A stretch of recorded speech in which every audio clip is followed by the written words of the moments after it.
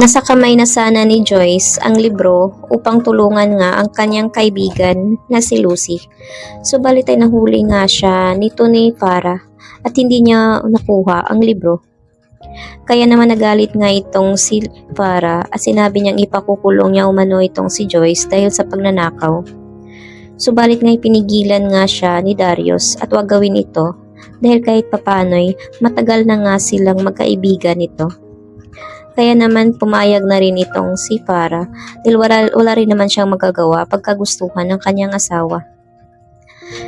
Kaya ngayon ay nalungkot nga si Joyce dahil hindi nga niya nakuha ang libro at hindi man lang niya ito mabigay kay Apo Berta. Kaya naman sinabi naman nito ni Lucy na siya na lang ang gagawa ng paraan at hahanapin niya ang libro at para mabawi niya ito kay Farah. Samantala naman si Darius ay tuloy pa rin ang kanyang pagdududa dito sa kanyang asawa dahil ngayon ay nakausap na nga niya itong si Apo Berta. Ay patuloy pa rin niyang napaisip kung ano nga ba talaga ang nangyari. Kaya inoobserbahan na ngayon ni Darius ang lahat ng kilos ng kanyang asawang si Lucy. At gusto niya sa kanya mismo ay makikita niya ang tunay na nangyari dito nga kay Lucy at Farah. Kaya't gagawin na naman ni Darius ang lahat upang tulungan nga itong si Lucy.